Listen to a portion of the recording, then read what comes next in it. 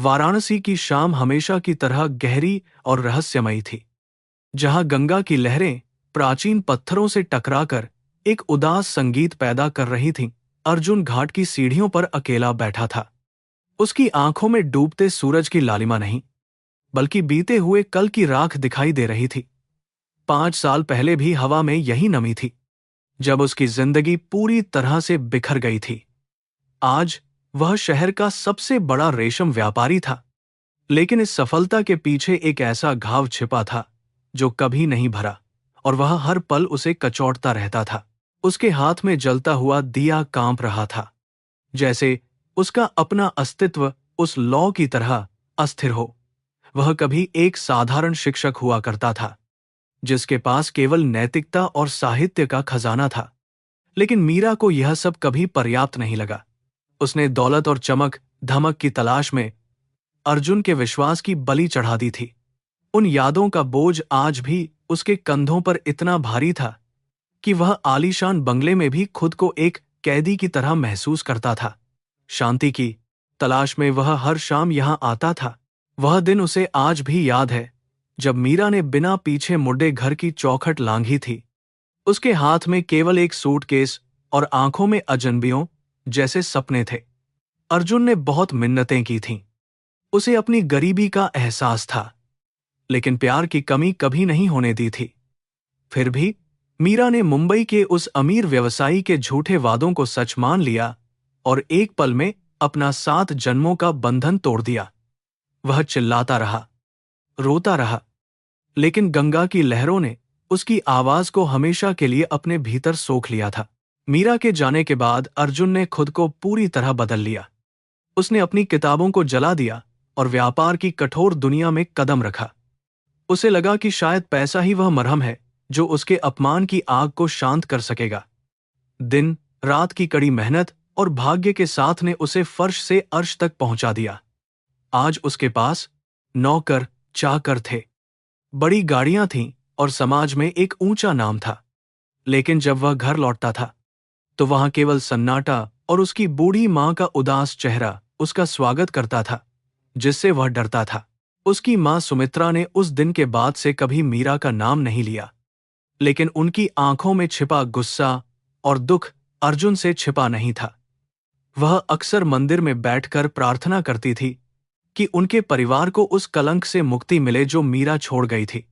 अर्जुन जानता था कि उसकी मां की ममता अब पत्थर बन चुकी है, और वे कभी उस औरत को माफ नहीं करेंगी जिसने उनके बेटे की हंसती खेलती दुनिया को उजाड़ दिया था।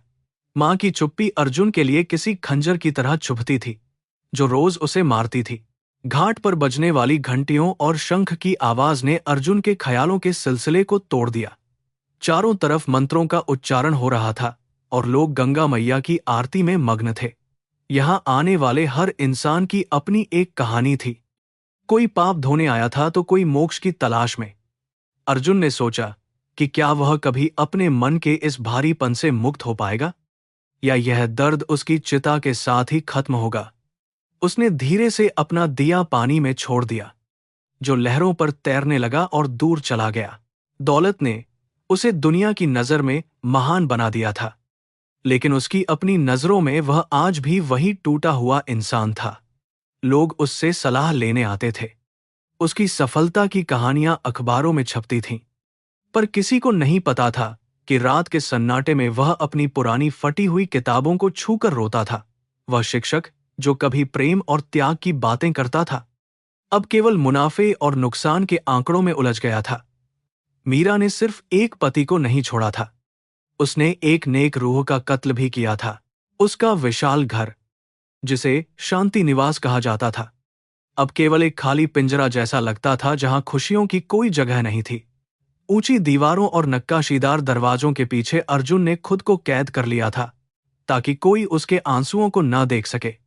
वह अक्सर खिड़की से दूर क्षितिज को देखता और सोचता कि क्या मीरा भी कभी उसे याद करती होगी, या वह अपनी नई दुनिया में खुश है। नफरत और प्यार के बीच की वह पतली रेखा अब धुंधली पड़ती जा रही थी, जिससे उसे बहुत अधिक डर लगता था। तभी राजेश ने उसके कंधे पर हाथ रखा। वह उसका पुराना दोस्त था, जिसने बुरे वक्त में उसका साथ कभी नहीं छोड़ा था। राजेश ने अर्जुन की उदासी को भांप लिया और कहा कि उसे अब अपनी जिंदगी में आगे बढ़ना चाहिए और पुराने जख्मों को कुरेदना बंद करना चाहिए। लेकिन अर्जुन के लिए यह कहना आसान था और करना बहुत मुश्किल, क्योंकि उसकी आत्मा का एक हिस्सा 5 साल पहले ही मर चुका था। उसने बस एक फीकी मुस्कान दी और राजेश के साथ वापस घर की ओर चलने के लिए अपनी जगह से चुपचाप उठ खड़ा हुआ। वाराणसी की गलियों से गुजरते हुए अर्जुन ने महसूस किया कि समाज कितना निष्ठुर है, जो केवल उगते सूरज को सलाम करता है। जब वह गरीब था तो पड़ोसियों ने मीरा के जाने पर उसका मजाक उड़ाया था, और आज वही लोग उसके सामने हाथ जोड़कर खड़े रहते थे।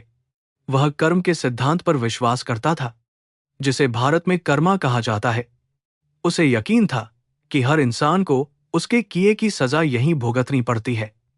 उसने सोचा कि मीरा को भी शायद कभी अपनी गलती का एहसास होगा, लेकिन तब बहुत देर होगी।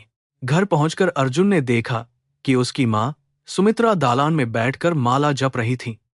उनका चेहरा उम्र और चिंता से भर गया था। उनकी आंखों की रोशनी कम हो गई थी, लेकिन बेटे के प्रति उनका प्यार अटूट था। अर्जुन ने उनके पैर छुए और उनके पास बैठ गया। उस पल के लिए वह दुनिया का सबसे बड़ा व्यापारी नहीं, बल्कि एक छोटा बच्चा बन गया था।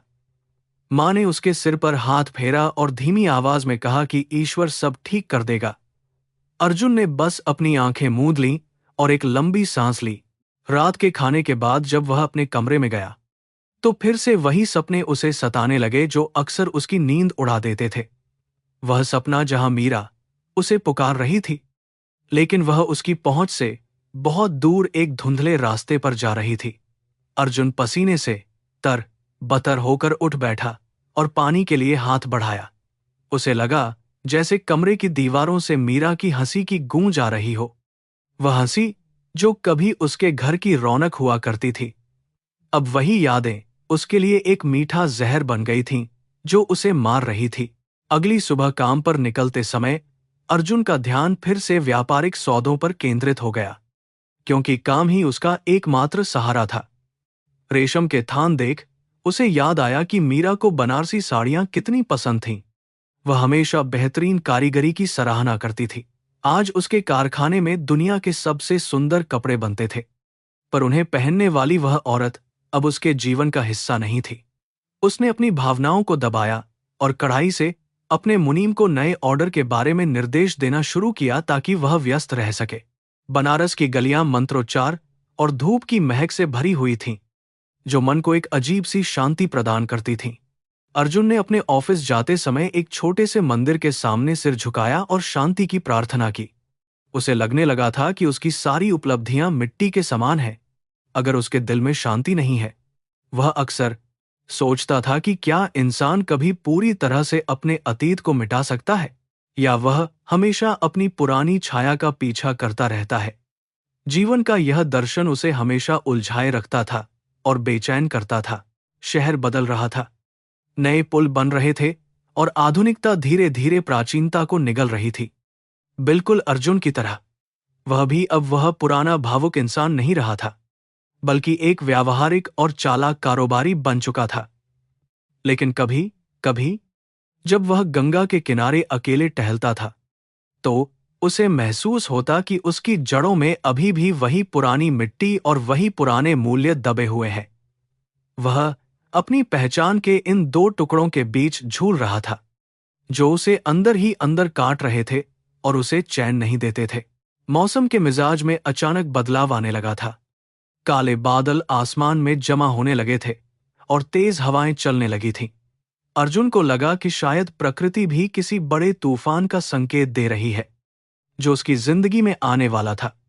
उसे पता नहीं था कि 5 साल का लंबा इंतजार अब खत्म होने वाला है और उसकी किस्मत फिर से एक नया मोड़ लेने वाली है।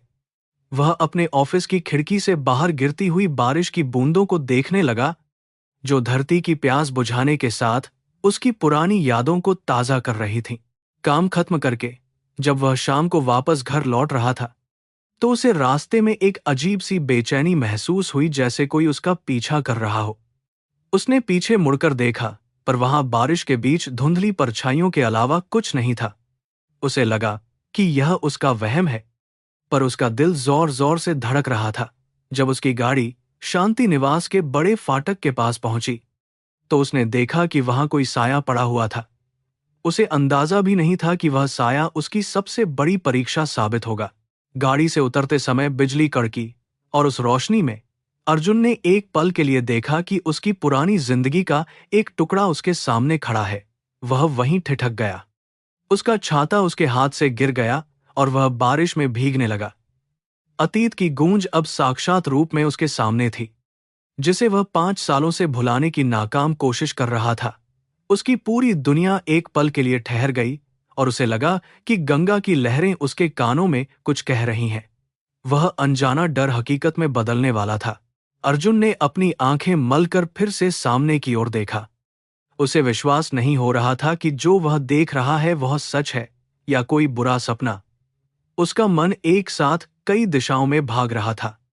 पुराने वादे और पुरानी नफरत आपस में टकरा रहे थे। वर्षा की बूंदें उसके चेहरे पर गिर रही थीं, पर उसे उनका एहसास नहीं था, क्योंकि उसके भीतर भावनाओं का एक बड़ा सैलाब उमड़ पड़ा था। वह जानता था कि अब पीछे मुड़ने का कोई रास्ता नहीं बचा है और उसे इस नई परिस्थिति का डटकर सामना करना ही होगा। उस शाम की वह अंधेरी रात वाराणसी के इतिहास में अर्जुन के लिए सबसे लंबी होने वाली थी, जहां न्याय और दया के बीच का संघर्ष शुरू होना था। उसने अपनी मुट्ठियां भींची और खुद को मजबूत किया, क्योंकि वह कमजोर शिक्षक नहीं था जिसे कोई भी आसानी से ठुकरा सके। वह एक स्वाभिमानी पुरुष था जिसने अपनी इज्जत को धूल से उठाकर फिर से स्थापित किया था। गंगा किनारे की उस गीली मिट्टी पर उसके कदमों के निशान उसकी अगली कहानी की शुरुआत कर रहे थे, जो पश्चाताप से बुनी जाने वाली थी। वाराणसी के घाटों पर जलने वाली चिता की राख जैसे धीरे धीरे पानी में मिल जाती है, वैसे ही अर्जुन की खुशियां भी सालों पहले राख बन चुकी थीं। उसने हमेशा सोचा था कि वह उस राख को फिर से कभी नहीं कुरेदेगा, लेकिन आज नियति ने उसे मजबूर कर दिया था। उस शाम की ठंडी हवा में एक ऐसी गंध थी जो उसे पुराने दिनों के चमेली के फूलों की याद दिला रही थी, जो मीरा अपने बालों में सजाया करती थी।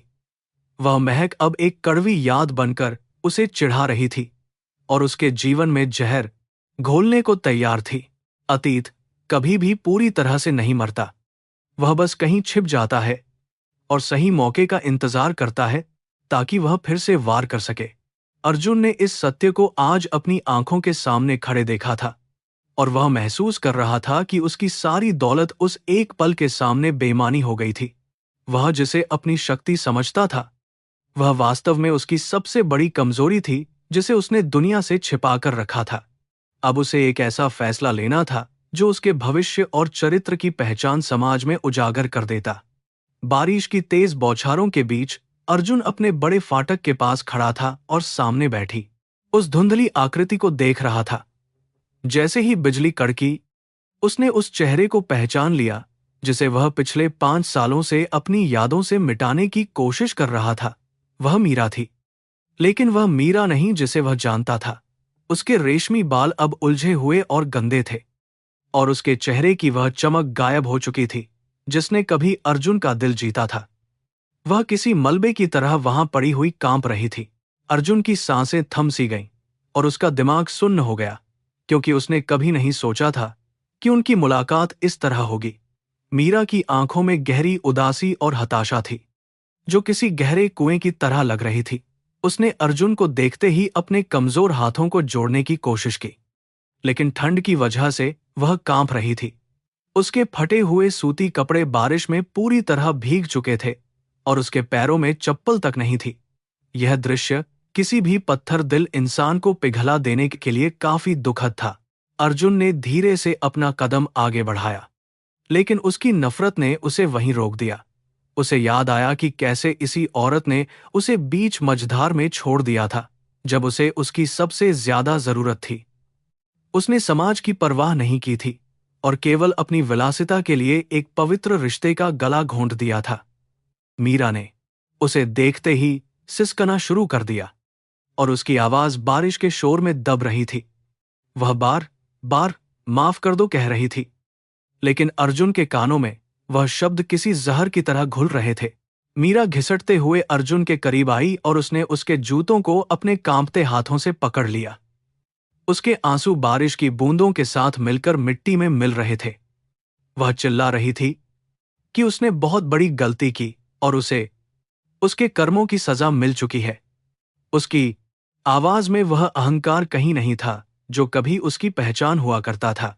अर्जुन का मन एक पल के लिए पिघला, लेकिन अगले ही पल उसे अपना वह पुराना अपमान याद आया जिसने उसे सालों तक चैन से सोने नहीं दिया था। तभी घर के अंदर से सुमित्रा की आवाज आई, जो बाहर हो रहे शोर को सुनकर बरामदे में आ गई थी। उनकी नजर जब जमीन पर पड़ी, उस औरत पर पड़ी, तो उनका चेहरा गुस्से से लाल हो गया। उन्होंने चिल्लाते हुए कहा कि यह कुल्टा यहां फिर से क्या करने आई है। सुमित्रा ने अर्जुन से कहा कि वह तुरंत पुलिस को बुलाए या इसे धक्के मारकर बाहर निकाल दे। मां की नफरत में उस दर्द की गूंज थी जो उन्होंने अपने बेटे को तड़पते हुए देखकर सालों से झेला था। पड़ोसियों की खिड़कियां खुलने लगी थीं और लोग जिज्ञासा के साथ इस तमाशे को देखने लगे थे। अर्जुन को लगा कि उसके परिवार की इज्जत फिर से दांव पर लगी है।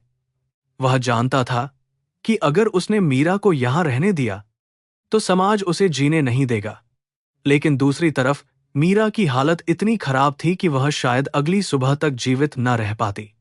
उसके सीने से उठने वाली घबराहट भरी खांसी यह बता रही थी कि वह किसी गंभीर बीमारी की गिरफ्त में है और बहुत कमजोर हो चुकी है। मीरा ने सुमित्रा की तरफ देखते हुए हाथ जोड़े और कहा कि वह यहां अपना हक मांगने नहीं, बल्कि सिर्फ अपने गुनाहों का प्रायश्चित करने आई है। उसने बताया कि मुंबई के उस अमीर आदमी ने उसे केवल एक वस्तु की तरह इस्तेमाल किया और जब उसका मन भर गया तो उसे सड़क पर फेंक दिया। उसके पास न रहने को घर था और न ही खाने को रोटी। वह पिछले कई महीनों से दर दर की ठोकरें खा रही थी और अंत में उसे केवल अपने पुराने घर की याद आई। अर्जुन ने मीरा की बातें सुनी, लेकिन उसके चेहरे पर कोई भाव नहीं आया। उसने सोचा कि क्या यह वास्तव में उसका पछतावा है या केवल मजबूरी का नाम। समाज में अक्सर लोग तभी वापस आते हैं जब उनके पास कोई और विकल्प नहीं बचता। मीरा की आंखों से बहता हुआ काजल उसके गालों पर काली लकीरें बना रहा था, जो उसके चरित्र पर लगे दागों जैसी लग रही थीं। अर्जुन के भीतर एक युद्ध चल रहा था। एक तरफ मानवता थी और दूसरी तरफ उसका स्वाभिमान जो उसे पीछे खींच रहा था। बारिश और तेज हो गई थी और गड़गड़ाहट के साथ आकाश से बिजली गिर रही थी। अर्जुन ने महसूस किया कि प्रकृति भी इस नाटक का हिस्सा बन गई है। उसने मीरा को हाथ से पकड़कर ऊपर उठाने की कोशिश की, लेकिन जैसे ही उसने उसे छुआ, उसे महसूस हुआ कि उसका शरीर बुखार से तप रहा है। मीरा इतनी कमजोर हो गई थी कि वह अपने पैरों पर खड़ी भी नहीं हो पा रही थी। अर्जुन ने अपनी आंखें बंद कर लीं और ईश्वर से मार्गदर्शन मांगा, क्योंकि उसे रास्ता नहीं सूझ रहा था। सुमित्रा ने फिर से चिल्लाकर कहा कि इस साये को घर में प्रवेश मत करने देना, वरना वह खुद अपनी जान दे देंगी। अर्जुन अपनी मां की पीड़ा को समझता था, लेकिन वह एक मरती हुई औरत को सड़क पर भी नहीं छोड़ सकता था। उसने नौकरों को बुलाया और उन्हें आदेश दिया कि वे मीरा को उठाकर पीछे वाले अस्तबल के पास वाले कमरे में ले जाएं। उसने स्पष्ट कर दिया कि वह उसे घर के मुख्य भाग में जगह नहीं देगा, लेकिन उसे मरने के लिए बाहर भी नहीं छोड़ेगा। नौकर मीरा को सहारा देकर ले जाने लगे और वह मुड़ मुड़कर अर्जुन को देख रही थी। उसकी नजरों में एक अजीब सी कृतज्ञता थी, जैसे उसे नरक से निकाल लिया गया हो। अर्जुन वहीं खड़ा रहा और उसे दूर जाते देखता रहा। उसे लगा कि उसकी आत्मा का बोझ और बढ़ गया है। सुमित्रा बड़बड़ाती हुई अंदर चली गईं और भगवान के सामने दिया जलाने लगी, ताकि घर को इस अपवित्रता से बचाया जा सके। अर्जुन के लिए वह रात किसी कयामत से कम नहीं थी जो अभी शुरू हुई थी। अंधेरे कमरे में मीरा को एक पुरानी खाट पर लिटा दिया गया और उसे कुछ सूखे कपड़े दिए गए। वह लगातार रो रही थी और अर्जुन का नाम जप रही थी। अर्जुन अपने कमरे की बालकनी से उस छोटे कमरे की रोशनी को देख रहा था जहां मीरा को रखा गया था। उसे याद आया कि कभी वे दोनों इसी घर के सपनों को साथ देखा करते थे। आज वे एक ही दीवार के नीचे थे, लेकिन उनके बीच मीलों की दूरी थी जिसे कोई भी पुल कभी नहीं भर सकता था। राजेश भी वहां पहुंच गया था। क्योंकि उसे किसी ने खबर दे दी थी कि अर्जुन के घर के बाहर कुछ तमाशा हुआ है। उसने अर्जुन के कंधे पर हाथ रखा और पूछा कि उसने उसे अंदर क्यों आने दिया। राजेश का तर्क था कि समाज इसे गलत समझेगा और अर्जुन की प्रतिष्ठा को ठेस पहुंचेगी। लेकिन अर्जुन ने शांत स्वर में कहा कि एक भिखारी को शरण देना पाप नहीं है, और आज मीरा उसके लिए उसकी पत्नी नहीं बल्कि केवल एक लाचार भिखारी है। उसका जवाब सुनकर राजेश कुछ कह न सका। अगले कुछ घंटों तक अर्जुन केवल खिड़की के पास खड़ा रहा, बारिश का थमना और फिर से शुरू होना देख रहा था। उसे लगा कि मीरा का वापस आना उसके धैर्य की सबसे बड़ी परीक्षा है। क्या वह उसे माफ कर पाएगा, या फिर वह उसकी इस हालत का मजा लेकर अपना प्रतिशोध पूरा करेगा? उसके मन में करुणा और घृणा का एक अजीब मिश्रण था जो उसे चैन नहीं लेने दे रहा था। वह जानता था कि वाराणसी की यह पवित्र धरती उसे न्याय करने के लिए कह रही थी। मध्य रात्रि के समय अर्जुन ने अपने मुनीम को फोन किया और उसे एक अच्छे डॉक्टर का इंतजाम करने के लिए कहा। उसने निर्देश दिया कि सब कुछ गुप्त रखा जाए और किसी को पता न चले कि डॉक्टर किसके लिए बुलाया जा रहा है। वह नहीं चाहता था कि शहर में यह अफवाह फैले कि उसने अपनी बेवफा पत्नी को फिर से अपना लिया है। उसका यह कदम केवल मानवता के नाते था, लेकिन उसका दिल अभी भी मीरा के लिए पूरी तरह से पत्थर बना हुआ था। डॉक्टर के आने के बाद जो खबर मिली वह और भी चौंकाने वाली थी। मीरा को फेफड़ों की गंभीर बीमारी थी और उसका शरीर कुपोषण के कारण बहुत कमजोर हो गया था। डॉक्टर ने कहा कि उसके पास ज्यादा समय नहीं है और उसे विशेष देखभाल की जरूरत है। यह सुनकर अर्जुन के पैरों तले जमीन खिसक गई। उसे लगा कि नियति ने मीरा को सजा देने के लिए खुद ही हाथ में कमान ले ली है। उसे समझ नहीं आ रहा था कि उसे इस खबर पर खुश होना चाहिए या दुखी। उस रात अर्जुन सो नहीं सका और बार बार उस अस्तबल के कमरे की ओर देखता रहा। उसे लगा जैसे अतीत की छायाएं दीवारों पर नाच रही हों। मीरा की वह सिसकियां उसके कानों में गूंज रही थीं। उसने सोचा कि क्या वह वास्तव में बदल गई है या यह उसकी कोई नई चाल है। लेकिन उसकी हालत और डॉक्टर की बातों ने यह साबित कर दिया था कि वह मौत के दरवाजे पर खड़ी है। अर्जुन को लगा कि कर्मों का हिसाब वास्तव में बहुत भयानक और सटीक होता है। सुबह की पहली किरण के साथ ही गंगा के घाटों पर शंख की ध्वनि गूंजने लगी। अर्जुन ने अपनी खिड़की खोली और ताजी हवा में सांस ली, लेकिन उसमें भी एक अजीब सी कड़वाहट थी। वह नीचे गया और देखा कि सुमित्रा रसोई में काम कर रही थीं, लेकिन उनके चेहरे पर एक कठोर शांति थी। उन्होंने अर्जुन से कोई बात नहीं की, जो उनकी नाराजगी का साफ संकेत था। अर्जुन जानता था कि उसे अब न केवल अपनी भावनाओं से बल्कि अपनी मां के क्रोध से भी लड़ना होगा। वह चुपचाप उस छोटे कमरे की ओर बढ़ा जहां मीरा लेटी हुई थी। जैसे ही उसने दरवाजा खोला, उसने देखा कि मीरा खिड़की से बाहर देख रही थी। उसकी आंखों में वह चमक तो नहीं थी, लेकिन एक शांत गहराई थी। अर्जुन को देखते ही उसने उठने की कोशिश की, लेकिन कमजोरी की वजह से वह फिर से गिर गई। अर्जुन ने उसे सहारा नहीं दिया, बल्कि दूर खड़े होकर केवल उसे देखता रहा। उसने ठंडे स्वर में पूछा कि वह यहां क्यों आई है और क्या चाहती है। मीरा ने कांपती आवाज में कहा कि वह केवल एक बार उसे देखना चाहती थी और अपनी गलतियों के लिए क्षमा मांगना चाहती थी। उसने कहा कि वह जानती है कि वह माफी के काबिल नहीं है, लेकिन वह इस दुनिया से शांति से जाना चाहती है। उसकी आंखों से फिर से आंसू बहने लगे, जो उसके पीले पड़ चुके गालों को भिगो रहे थे। अर्जुन ने महसूस किया कि उसकी आवाज में सच्चाई थी, लेकिन उसका घाव अभी भी इतना गहरा था कि वह उसे माफ नहीं कर सका। उसने मीरा से कहा कि वह यहां रह सकती है जब तक वह ठीक नहीं हो जाती, लेकिन वह कभी उम्मीद न करे कि वह उसे फिर से पत्नी का दर्जा देगा। उसने स्पष्ट कर दिया कि इस घर के दरवाजे केवल एक असहाय महिला के लिए खुले हैं, मीरा के लिए नहीं।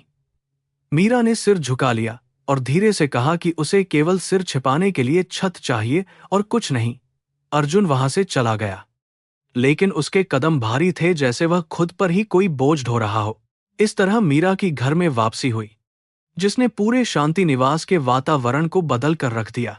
नौकरों के बीच खुसर फुसर होने लगी और शहर के लोग तरह तरह की बातें बनाने लगे।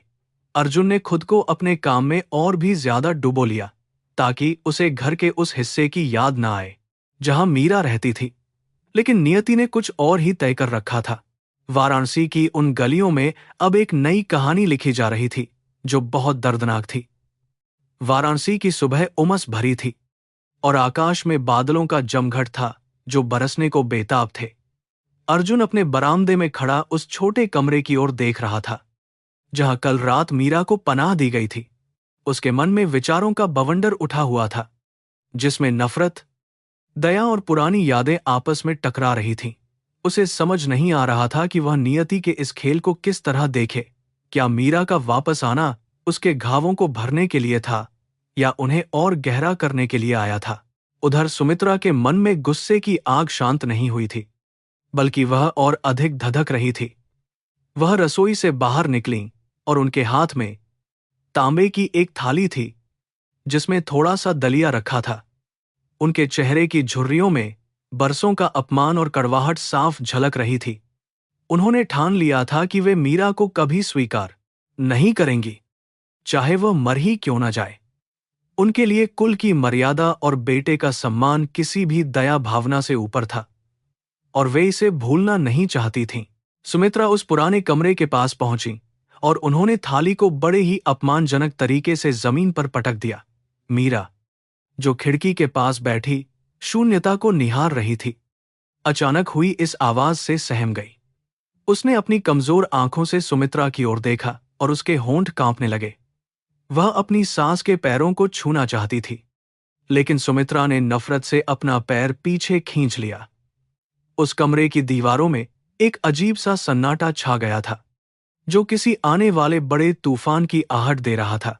मीरा ने कांपती आवाज में बोलना शुरू किया और उसकी सिसकियों ने सन्नाटे को चीर दिया। उसने बताया कि कैसे मुंबई की चकाचौंध ने उसे अंधा कर दिया था और वह झूठे सपनों के जाल में फंस गई थी। वह आदमी जिसके लिए उसने अपना सुखी संसार छोड़ा था, वास्तव में एक शिकारी था जो केवल सुंदर चेहरों का व्यापार करता था। उसने मीरा को समाज के ऊंचे लोगों के सामने एक खिलौने की तरह पेश किया। जब उसकी सुंदरता बीमारी और गम की वजह से ढलने लगी तो उसने उसे कूड़े की तरह बाहर फेंक दिया। मुंबई की उन तंग गलियों में मीरा ने जो दिन देखे थे वे किसी नरक से कम नहीं थे। उसे कई रातों तक भूखा सोना पड़ा और गंदा पानी पीकर अपनी प्यास बुझानी पड़ी। उसने बताया कि कैसे वह छोटी मोटी नौकरियों के लिए दर दर भटकती रही, लेकिन उसकी बीमारी ने उसे कहीं का नहीं छोड़ा। लोग उसे देखते तो थे, पर दया की नजर से नहीं, बल्कि हवस या घृणा की नजर से देखते थे। उसने महसूस किया कि अर्जुन का वह छोटा सा घर उस आलीशान महल से कहीं बेहतर और पवित्र था। मीरा की बातों को सुनकर सुमित्रा का दिल नहीं पिघला, बल्कि उन्होंने और भी कड़े शब्दों का प्रयोग किया। उन्होंने कहा कि जो अपनी मर्यादा खो देती है उसे ईश्वर भी क्षमा नहीं करता। सुमित्रा ने उसे याद दिलाया कि अर्जुन ने उसके लिए क्या क्या नहीं किया था, फिर भी उसने उसे सबके सामने नीचा दिखाया। उन्होंने मीरा को कुल्टा और पापिनी जैसे शब्दों से नवाजा, जिससे मीरा का सीना और भी जोर से फटने लगा। मीरा केवल रोती रही और उसने एक बार भी अपने बचाव में कोई तर्क नहीं दिया। अर्जुन पास ही खड़ा होकर सब सुन रहा था। उसकी आंखों में नमी थी, लेकिन उसका चेहरा अभी भी कठोर था। उसने महसूस किया कि मीरा ने जो झेला था वह उसके किए गए पापों का फल था। कर्म का पहिया अब घूम चुका था और मीरा उसी धूल में मिल गई थी जहां उसने कभी अर्जुन को छोड़ा था। अर्जुन के मन में एक अजीब सी तड़प थी। वह उसे गले लगाना चाहता था, लेकिन उसका स्वाभिमान उसे ऐसा करने से रोक रहा था। वह चुपचाप अपनी मुट्ठियां भींचकर वहां खड़ा रहा और सुनता रहा। मीरा ने आगे बताया कि वह यहां अपनी पुरानी जिंदगी वापस पाने की उम्मीद लेकर नहीं आई है, क्योंकि उसे पता है कि उसने सब कुछ खो दिया है। उसकी एकमात्र इच्छा यह थी कि वह अपनी अंतिम सांसें उस मिट्टी पर ले सके जहां उसने कभी प्रेम किया था। वह अर्जुन की आंखों में एक बार दया देखना चाहती थी ताकि उसे शांति मिल सके। उसने कहा कि उसकी बीमारी अब लाइलाज हो चुकी है और डॉक्टर ने भी हाथ खड़े कर दिए हैं। वह केवल क्षमा की एक भीख मांग रही थी। सुमित्रा ने एक लंबी सांस ली और चिल्लाकर कहा कि बनारस की इस पवित्र धरती पर भी उसके पाप नहीं धुल सकते। उन्होंने मीरा से कहा कि वह जितनी जल्दी हो सके यहां से चली जाए, वरना समाज के लोग उनके घर पर पत्थर मारेंगे। सुमित्रा की आवाज में जो कठोरता थी, उसने अर्जुन को भी हिलाकर रख दिया। वह अपनी मां के दुख को समझता था, पर एक मरती हुई स्त्री के प्रति ऐसी निर्दयता उसे अंदर ही अंदर कचोट रही थी।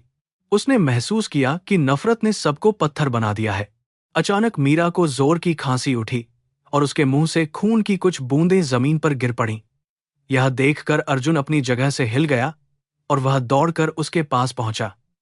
उसने मीरा के सिर को सहारा दिया, लेकिन जैसे ही उसका हाथ उसे छुआ, उसे लगा कि उसने आग को छू लिया हो। मीरा का शरीर बुखार से बुरी तरह जल रहा था और उसकी सांसें उखड़ रही थीं। सुमित्रा भी यह देखकर एक पल के लिए रुक गईं, लेकिन उनकी आंखों का गुस्सा अभी भी पूरी तरह से शांत नहीं हुआ था। अर्जुन ने पानी का गिलास मीरा के होंठों से लगाया, लेकिन वह पी नहीं पा रही थी। मीरा की आंखों में उस समय जो बेबसी थी, वह किसी भी इंसान का कलेजा चीर देने वाली थी। वह बस अर्जुन की ओर देख रही थी, जैसे उसकी नजरों में ही अपना सारा पश्चाताप उड़ेल देना चाहती हो। उस पल के लिए अर्जुन भूल गया कि वह उसकी बेवफा पत्नी थी। उसे बस एक असहाय इंसान दिखाई दे रहा था, जो अपनी जिंदगी की आखिरी जंग लड़ रहा था। कमरे का वातावरण अत्यंत दुखद और भारी हो गया था। राजेश भी कमरे के बाहर खड़ा यह सब देख रहा था। उसने कभी अर्जुन को इतना विचलित नहीं देखा था। उसने महसूस किया कि अर्जुन के भीतर का वह दयालु शिक्षक अभी भी कहीं जीवित है। हालांकि समाज और परिवार के दबाव ने उसे एक कठोर खोल के पीछे छिपा दिया था। राजेश जानता था कि अर्जुन अब एक बहुत बड़े धर्म संकट में फंस गया है, जहां उसे समाज और अपनी आत्मा के बीच किसी एक को चुनना होगा। उसने एक गहरी चिंता के साथ आसमान की ओर देखा, जहां बारिश फिर से शुरू हो गई थी। मीरा धीरे धीरे सामान्य हुई, लेकिन उसकी आंखों में अभी भी वही उदासी बनी हुई थी जो किसी प्राचीन खंडहर की याद दिलाती थी। उसने अर्जुन का हाथ पकड़ने की कोशिश की, लेकिन अर्जुन ने धीरे से अपना हाथ पीछे हटा लिया। उसने कहा कि वह उसके इलाज के लिए शहर के सबसे बड़े डॉक्टर को बुलाएगा, लेकिन वह उसे माफ करने का वादा नहीं कर सकता। अर्जुन की आवाज में एक अजीब सी ठंडक थी, जो मीरा के दिल को और भी अधिक घायल कर रही थी। वह जानती थी कि क्षमा पाना आसान नहीं होगा। सुमित्रा वहां से पैर पटकती हुई चली गईं और अपने कमरे का दरवाजा जोर से बंद कर लिया। वे भगवान कृष्ण की मूर्ति के सामने बैठकर विलाप करने लगीं कि उनके परिवार को यह दिन क्यों देखना पड़ रहा है। वे मीरा की उपस्थिति को अपने घर के लिए एक अभिशाप मानती थीं और उन्हें डर था कि यह सब उनके बेटे की खुशियों को पूरी तरह नष्ट कर देगा। उनके लिए मीरा का वापस आना किसी पुराने जख्म को फिर से कुरेदने जैसा था, जिसे वे भूलना चाहती थीं। पूरे दिन घर में एक अजीब सा तनाव बना रहा, जैसे कोई अदृश्य दीवार घर के सदस्यों के बीच खड़ी हो गई हो। नौकर भी दबे पांव चल रहे थे और फुसफुसाहट में बातें कर रहे थे। अर्जुन ने अपने काम पर जाने का विचार त्याग दिया और अपने पुस्तकालय में बैठकर पुरानी किताबों के पन्ने पलटने लगा। हालांकि उसका ध्यान किताबों में नहीं, बल्कि उन यादों में था जो मीरा की वापसी के साथ फिर से जिंदा हो गई थीं। उसे रह रहकर मीरा का वह खून से सना हुआ चेहरा याद आ रहा था। शाम ढलते ही गंगा के किनारे फिर से आरती की गूंज सुनाई देने लगी, लेकिन अर्जुन के घर में केवल मीरा की सिसकियों की आवाज थी। उसने अपनी डायरी निकाली और कुछ लिखने की कोशिश की, पर उसके शब्द भी उसके दुख का साथ नहीं दे रहे थे। वह जानता था कि मीरा का यहां रहना समाज में एक बड़ा विवाद पैदा कर सकता है, लेकिन उसका हृदय उसे अनुमति नहीं दे रहा था कि वह एक असहाय और मरणासन्न महिला को सड़क पर फेंक दे। यह उसके संस्कारों के बिल्कुल खिलाफ बात थी। आधी रात को मीरा की हालत फिर से बिगड़ने लगी और वह दर्द से कराहने लगी। अर्जुन ने फिर से डॉक्टर को फोन किया, लेकिन इस बार डॉक्टर ने कहा कि अब केवल चमत्कार ही उसे बचा सकता है। उसकी शारीरिक स्थिति बहुत खराब हो चुकी थी और उसके फेफड़ों ने काम करना लगभग बंद कर दिया था। अर्जुन पूरी रात उसके कमरे के बाहर टहलता रहा, प्रार्थना और पश्चाताप के बीच झूलता हुआ। उसे लगा कि नियति ने उसे एक ऐसे चौराहे पर लाकर खड़ा कर दिया है जहां कोई भी रास्ता आसान नहीं था। मीरा ने नींद में अर्जुन का नाम लिया और कुछ बड़बड़ाने लगी, जैसे वह किसी पुरानी खुशी को फिर से जी रही हो। अर्जुन ने दरवाजे की झिरी से उसे देखा और उसकी आंखों से एक आंसू टपक पड़ा। उसने सोचा कि क्या इंसान की गलतियां इतनी बड़ी हो सकती हैं कि उसे मरने के बाद भी चैन न मिले। उसने महसूस किया कि वह मीरा से नफरत तो करता था, लेकिन उसे तड़पते हुए देखना उसके लिए मुमकिन नहीं था। प्रेम का अंत शायद कभी नहीं होता, वह बस रूप बदल लेता है। सुबह जब सूरज निकला तो गंगा की लहरों पर एक नई रोशनी चमक रही थी, लेकिन अर्जुन के चेहरे पर थकान और उदासी की गहरी छाया थी। वह मीरा के कमरे में गया और देखा कि वह सो रही थी, पर उसके चेहरे पर दर्द की लकीरें अभी भी मौजूद थीं। उसने निश्चय किया कि वह मीरा की आखिरी इच्छा पूरी करेगा, चाहे इसके लिए उसे समाज से लड़ना ही क्यों न पड़े। उसे नहीं पता था कि आने वाले दिन उसके लिए और भी कठिन होने वाले थे और कई रहस्य खुलने वाले थे। अध्याय का अंत होते होते अर्जुन के मन में एक संकल्प जागृत हुआ था कि वह मीरा को उसके किए की सजा तो नहीं देगा, पर उसे प्रेम भी नहीं लौटा पाएगा। वह केवल एक रक्षक की भूमिका निभाएगा ताकि उसकी रूह को कुछ सुकून मिल सके। उसने गंगा मैया से शक्ति मांगी ताकि वह इस कठिन समय को पार कर सके और अपने धर्म का पालन कर सके। मीरा की वापसी ने अर्जुन की सुप्त भावनाओं को जगा दिया था, जिससे अब उसे पूरी तरह से निपटना था और आगे बढ़ना था। सुमित्रा के क्रोध और मीरा के पश्चाताप के बीच अर्जुन एक पुल की तरह खड़ा था, जो दोनों तरफ से टूट रहा था। उसे पता था कि वाराणसी के लोग जल्द ही इस सच को जान लेंगे और उसकी बदनामी का दौर शुरू होगा, लेकिन उसने अब इसकी परवाह करना छोड़ दिया था, क्योंकि उसकी रूह ने उसे एक अलग ही मार्ग पर चलने का संकेत दे दिया था। मीरा की हर सिसकी उसे उसके अतीत की उन गलतियों की याद दिला रही थी जो उसने शायद अनजाने में की थीं। अर्जुन के विशाल और आलीशान बंगले के पीछे एक पुराना और अंधेरा गोदाम था, जिसे बरसों से कबाड़ और बेकार सामान रखने के लिए इस्तेमाल किया जाता था। अब वही सीलन भरा कमरा मीरा का नया संसार बन चुका था, जहां की दीवारों पर जमी धूल उसके जीवन की बर्बादी की मूक गवाह थी। अर्जुन ने उसे वहां रहने की अनुमति तो दे दी थी, लेकिन उसके कदम उस कमरे की दहलीज पर आकर हमेशा ठिठक जाते थे। वह अक्सर दूर से ही मीरा को देखता था, जो अपनी फटी हुई पुरानी चादर ओढ़े चुपचाप लेटी रहती थी। उसके मन में नफरत की आग अब ठंडी होकर एक अजीब सी उदासी में बदल गई थी। मीरा का शरीर अब केवल हड्डियों का एक ढांचा बनकर रह गया था, जिसे देखकर यकीन करना मुश्किल था कि यह वही सुंदर स्त्री थी जिसके लिए अर्जुन ने कभी सपने बुने थे। समय की मार और उसके अपने गलत फैसलों ने उसके चेहरे की सारी रौनक छीन ली थी और उसे गहरी झुर्रियों में तब्दील कर दिया था। जब वह खांसती थी तो पूरा कमरा उसकी पीड़ा की गूंज से भर जाता था, जिसे सुनकर अर्जुन का दिल दहल जाता था। अर्जुन दूर खड़ा होकर उसकी इस दुर्दशा को देखता और सोचता कि क्या यही वह इंसान है जिसने उसे धोखा दिया था।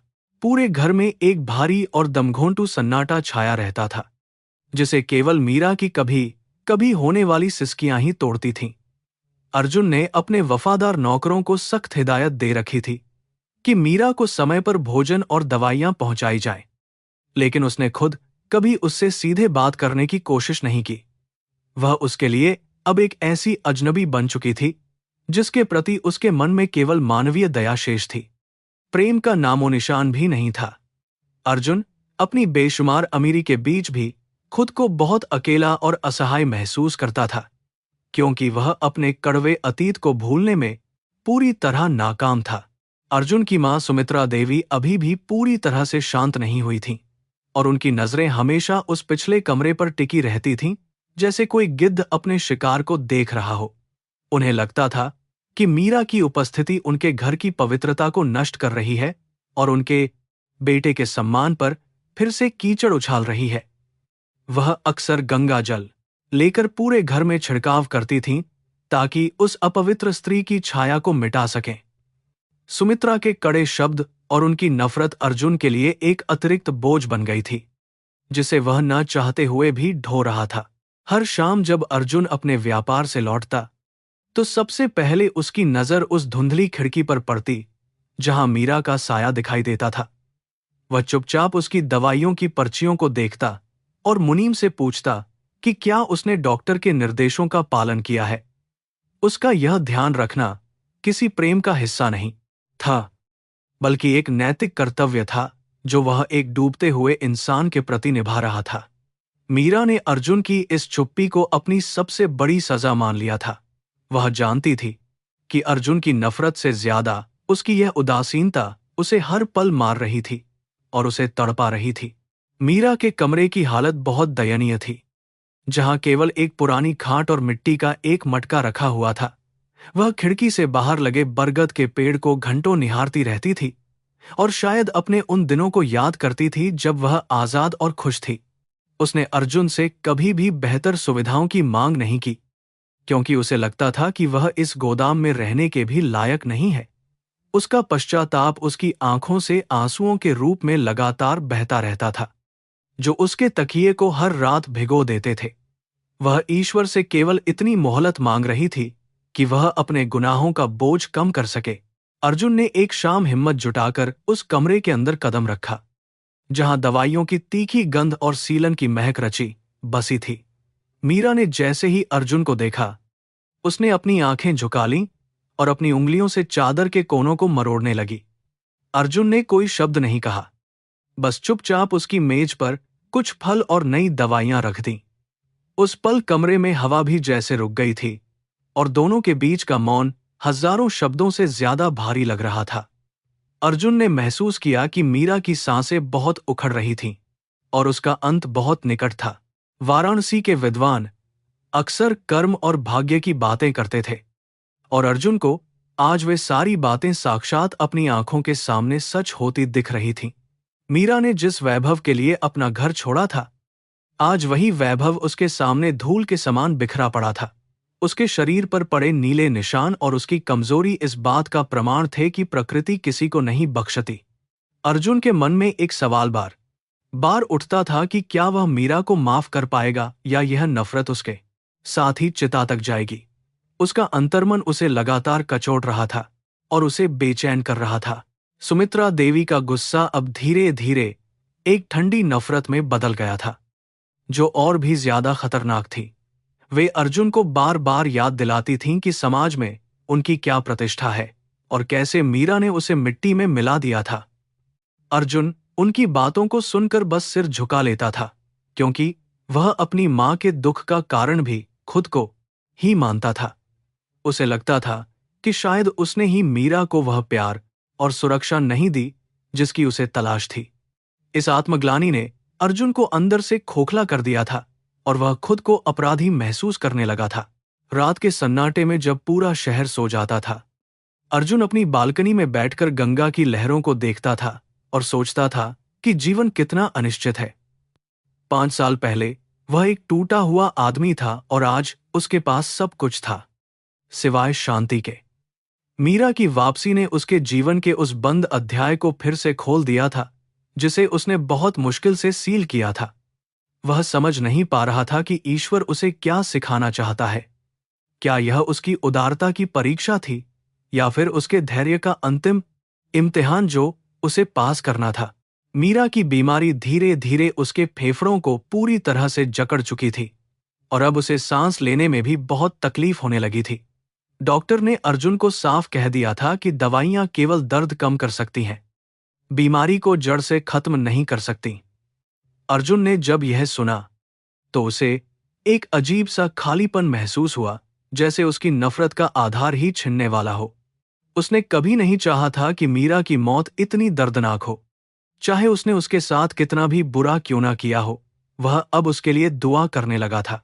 एक दोपहर अर्जुन ने देखा कि मीरा अपनी कमजोरी के बावजूद जमीन पर पड़े कुछ पुराने कागजों को समेटने की कोशिश कर रही थी।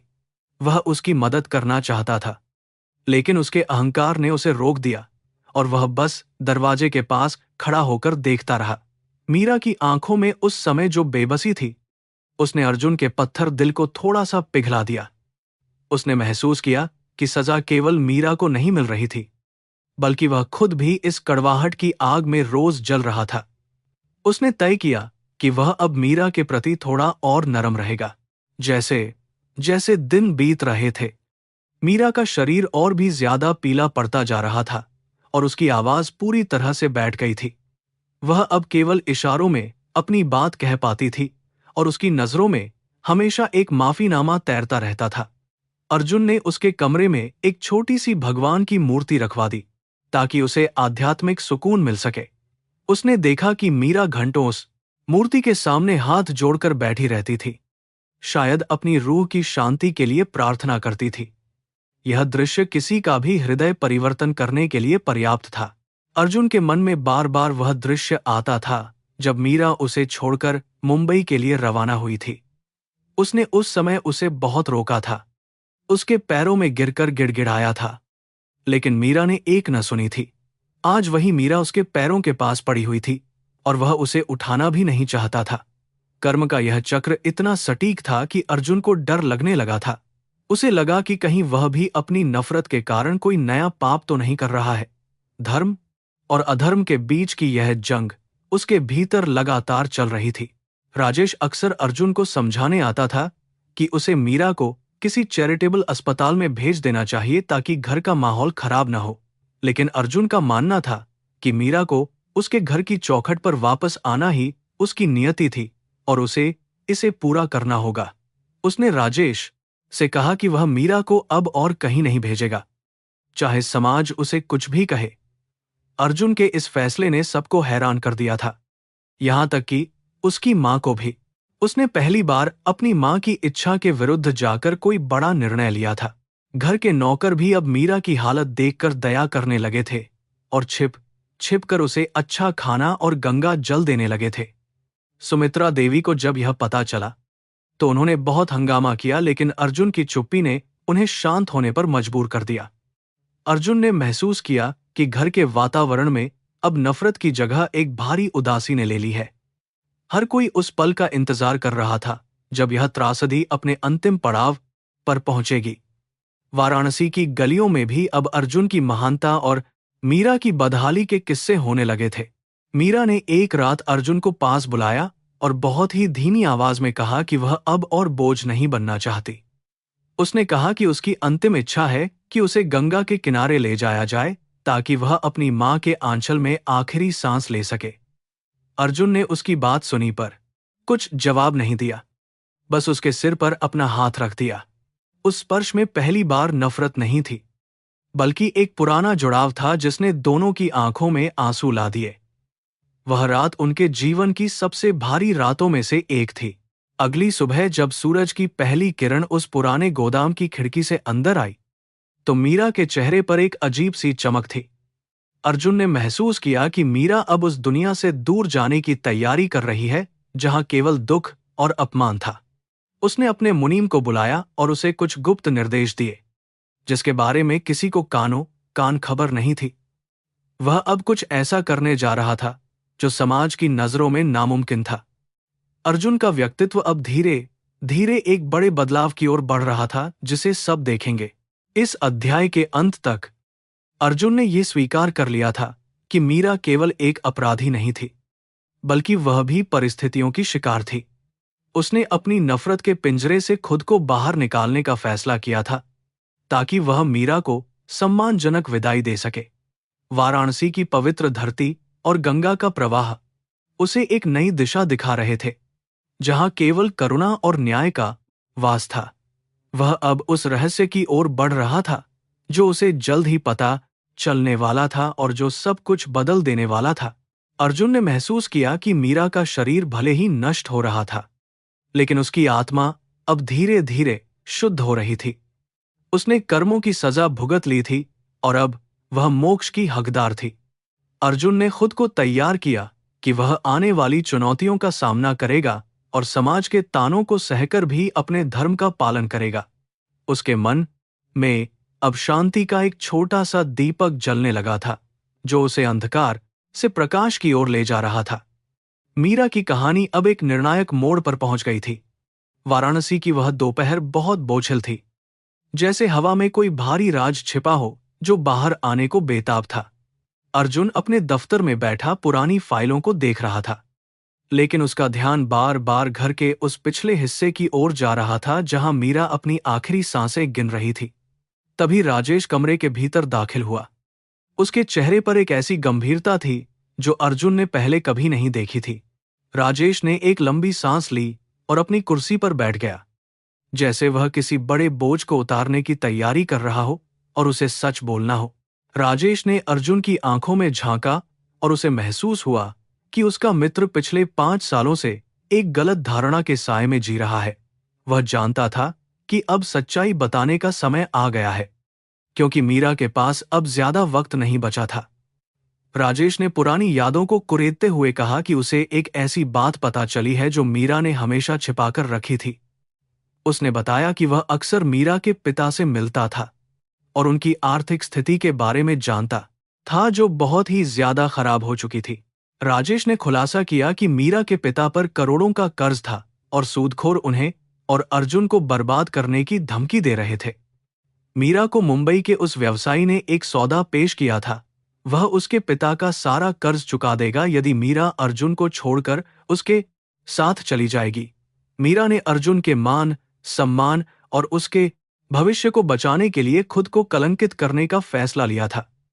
उसने सोचा था कि अर्जुन उसे नफरत करेगा तो कम से कम चैन से जी सकेगा और अपनी तरक्की पर ध्यान दे पाएगा। यह सुनकर अर्जुन का सिर चकराने लगा और उसके हाथ से कलम गिर गई। उसे अपनी कानों पर विश्वास नहीं हो रहा था। उसने हमेशा सोचा था कि मीरा केवल विलासिता और दौलत की भूखी थी, इसलिए उसने उसे धोखा दिया। सच तो यह था कि उसने अपनी खुशियों की बलि अर्जुन की इज्जत बचाने के लिए दी थी। राजेश ने बताया कि मीरा ने उसे कसम दी थी कि वह कभी अर्जुन को यह सच नहीं बताएगा, लेकिन आज उसकी हालत देखकर राजेश का ज़मीर उसे चुप रहने की इजाजत नहीं दे रहा था और वह दुखी था। अर्जुन पागलों की तरह अपने घर की ओर भागा और सीधे उस पुराने गोदाम में पहुंचा जहां मीरा का फटा हुआ सामान रखा था। उसने मीरा के उस पुराने फटे हुए बैग को खोला जिसे उसने 5 सालों से छुआ भी नहीं था।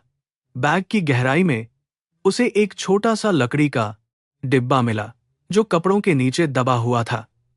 जब उसने उसे खोला तो उसमें कागजों का एक ढेर मिला जो पीले पड़ चुके थे। वे चिट्ठियां थीं जो मीरा ने पिछले 5 सालों में अर्जुन के नाम लिखी थीं पर कभी नहीं भेजी थीं। पहली चिट्ठी खोलते ही अर्जुन की आंखों से आंसुओं का सैलाब उमड़ पड़ा। उसमें मीरा ने अपनी बेबसी और प्यार का जिक्र किया था। उसने लिखा था कि कैसे वह हर रात अर्जुन की याद में तड़पती थी और मुंबई के उस आलीशान घर में खुद को एक दासी से भी बदतर महसूस करती थी। मीरा ने लिखा था कि वह जानती है कि अर्जुन उससे नफरत करता है और वह यही चाहती थी ताकि वह उसे भूलकर आगे बढ़ सके। इन शब्दों ने अर्जुन के दिल को बुरी तरह झकझोर दिया और उसे एहसास हुआ। अर्जुन ने दूसरी चिट्ठी पढ़ी जिसमें मीरा ने बताया था कि वह व्यवसायी उसे प्रताड़ित करता था और उसे एक वस्तु की तरह इस्तेमाल करता था। उसने लिखा था कि जब भी वह उसे छूता था उसे अर्जुन के पवित्र प्रेम की याद आती थी और वह अंदर ही अंदर मर जाती थी। उसने अपने पिता की बीमारी और उनके कर्ज की पूरी कहानी विस्तार से लिखी थी जिसे पढ़कर अर्जुन का सीना फट गया। वह जिसे अपनी गुनहगार समझता था वह वास्तव में उसकी रक्षक निकली जिसने अपना सब कुछ उसके लिए न्योछावर कर दिया था। अर्जुन उस ठंडे फर्श पर बैठ गया और फूट फूट कर रोने लगा। उसे अपनी सफलता पर अब घृणा होने लगी थी। उसे लगा कि उसकी सारी दौलत और शोहरत उन चिट्ठियों के सामने कचरा है जिन्होंने मीरा की महानता को साबित कर दिया था। उसने महसूस किया कि वह कितना अंधा था जो 5 सालों तक अपनी ही पत्नी के त्याग को नहीं देख सका और उसे केवल गालियां देता रहा। उसकी मां सुमित्रा की नफरत भी अब उसे एक पाप की तरह लगने लगी थी जिसने इस त्रासदी को और भी ज्यादा बढ़ाया था। चिट्ठियों में मीरा ने यह भी लिखा था कि वह वाराणसी इसलिए वापस आई है ताकि वह अर्जुन की नफरत भरी आंखों में एक आखिरी बार अपनी मौत देख सके। उसे लगा था कि शायद उसकी मौत से अर्जुन को सुकून मिलेगा और उसका प्रतिशोध पूरा हो जाएगा। वह कभी नहीं चाहती थी कि अर्जुन को उसके बलिदान का पता चले, क्योंकि वह उसे अपराधी महसूस नहीं कराना चाहती थी। अर्जुन को लगा कि मीरा की रूह कितनी ऊंची थी और वह खुद कितना छोटा और संकीर्ण सोच वाला व्यक्ति बन गया था। सुमित्रा देवी ने जब अर्जुन को रोते हुए देखा तो वे दौड़कर आईं और पूछने लगीं कि क्या हुआ। अर्जुन ने वे सारी चिट्ठियां अपनी मां के सामने फेंक दी और रूंधे हुए गले से सब कुछ सच सच बता दिया। सुमित्रा के हाथों से माला गिर गई और उनका चेहरा सफेद पड़ गया। उन्हें अपनी कठोरता पर अब पछतावा होने लगा था। उन्होंने उस औरत को जलील किया था जिसने उनके बेटे का जीवन बचाने के लिए अपनी इज्जत दांव पर लगा दी थी। घर का वातावरण अब पश्चाताप की भारी धुंध से भर गया था। अर्जुन ने महसूस किया कि कर्म का सिद्धांत केवल मीरा पर ही नहीं बल्कि उस पर भी लागू हो रहा था। उसकी अपनी नफरत और अहंकार ने उसे सच देखने से वंचित रखा था और उसने एक निर्दोष रूह को तड़पाया था। वह अब उस बिस्तर की ओर भागा जहां मीरा बेहोश पड़ी थी और उसके पैरों में गिरकर जोर जोर से माफी मांगने लगा। लेकिन मीरा की आंखों में कोई हलचल नहीं थी। वह अपनी बीमारी के गहरे अंधेरे में कहीं खो चुकी थी। अर्जुन को लगा कि वह उसे बचाने में बहुत देर कर चुका है। तभी उसके मन में एक विचार आया कि वह मीरा को इस तरह गुमनामी और अपमान की मौत नहीं मरने देगा। अगर उसने मीरा के साथ अन्याय किया है तो उसे सार्वजनिक रूप से इसका प्रायश्चित करना होगा। उसने संकल्प लिया कि वह दुनिया को बताएगा कि मीरा बेवफा नहीं बल्कि एक महान त्यागी स्त्री है। उसने अपने मुनीम को बुलाया और आदेश दिया कि पूरे शहर के ब्राह्मणों और पंडितों को निमंत्रित किया जाए। वह अब एक ऐसी रस्म की तैयारी कर रहा था जो वाराणसी के इतिहास में पहले कभी नहीं देखी गई थी। उस रात अर्जुन सो नहीं सका। वह बस मीरा का हाथ पकड़कर बैठा रहा और उसके सूखे होंठों पर गंगा जल डालता रहा। उसने बार बार उन चिट्ठियों को पढ़ा और महसूस किया कि मीरा का हर शब्द एक घाव की तरह था जो उसके दिल को चीर रहा था। वह सोच रहा था कि इंसान कितना नासमझ होता है जो बाहरी आवरण को देखकर अंदर की सच्चाई को नजरअंदाज कर देता है। उसने मीरा के कान में धीरे से कहा कि वह अब अकेली नहीं है और वह उसे समाज में मान वापस दिलाएगा। राजेश भी पूरी रात अर्जुन के साथ रहा। उसने देखा कि कैसे एक क्रूर व्यापारी फिर से उस भावुक शिक्षक में बदल रहा है। उसने महसूस किया कि प्रेम की शक्ति नफरत से कहीं अधिक बड़ी होती है, जो मरे हुए इंसान को भी जिंदा कर सकती है। सुबह की पहली किरण जब खिड़की से आई तो उसने देखा कि अर्जुन की आंखों में एक नई चमक थी। वह अब दुख में डूबा हुआ नहीं था बल्कि एक उद्देश्य के साथ खड़ा था। उसने अपनी पुरानी किताबों को फिर से निकाला और उनमें छिपी मानवता को याद किया। वाराणसी की गलियों में अब इस नए मोड़ की चर्चा होने लगी थी और लोग अर्जुन के घर के बाहर जमा होने लगे थे। सुमित्रा देवी ने भी अब अपना रवैया बदल लिया था और वह खुद मीरा के सिर पर पट्टी रख रही थी। मां की ममता ने अपनी पुरानी कड़वाहट को त्याग दिया था और वह अब मीरा को अपनी बेटी की तरह देख रही थी। उन्होंने महसूस किया कि उन्होंने एक देवी को पहचानने में भूल कर दी थी। पूरा घर अब एक मंदिर की तरह पवित्र लग रहा था जहां पश्चाताप हो रहा था। मीरा ने अपनी आंखें खोलीं और अर्जुन को अपने करीब बैठा देखकर उसके चेहरे पर एक हल्की सी मुस्कान आई। उसने देखा कि अर्जुन के हाथ में वे चिट्ठियां थीं और वह समझ गई कि अब कोई राज छिपा नहीं रहा है। उसकी आंखों से आंसू बहने लगे, लेकिन इस बार वे दर्द के नहीं बल्कि राहत के थे। अर्जुन ने उसका हाथ चूम लिया और उसे आश्वासन दिया कि वह अब सुरक्षित है। मीरा को लगा कि उसकी जिंदगी का सबसे बड़ा बोझ अब उतर गया है और वह शांति से मर सकती है।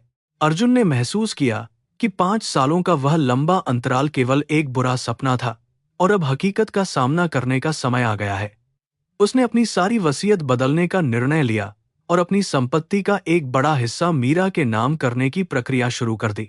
हालांकि वह जानता था कि मीरा को अब इन भौतिक वस्तुओं की जरूरत नहीं थी, लेकिन यह उसके प्रायश्चित का एक तरीका था। उसने तय किया कि वह समाज के हर उस इंसान को जवाब देगा जिसने मीरा के चरित्र पर सवाल उठाए थे। घाटों पर गंगा की लहरें अब जैसे खुश होकर नाच रही थीं और हवाओं में एक सुखद सुगंध भर गई थी। अर्जुन ने खिड़की से बाहर देखा और महसूस किया कि प्रकृति भी उसके इस निर्णय का स्वागत कर रही है। उसे अब मौत से डर नहीं लग रहा था, बल्कि वह उस पल की प्रतीक्षा कर रहा था जब वह मीरा को उसका सम्मान लौटा सकेगा। उसने अपने पुराने रेशमी कपड़ों को त्याग कर एक साधारण कुर्ता पहन लिया, जैसे उसने अपनी अमीरी के घमंड को भी त्याग दिया हो। वह नया इंसान था। उसने अपनी मां से कहा कि वह मीरा को अब और उस अंधेरे गोदाम में नहीं रहने देगा। उसे घर के मुख्य शयन कक्ष में स्थानांतरित किया जाएगा। सुमित्रा ने बिना किसी विरोध के अपनी सहमति दे दी और खुद कमरा तैयार करने में जुट गईं। अर्जुन ने मीरा को अपनी गोद में उठाया।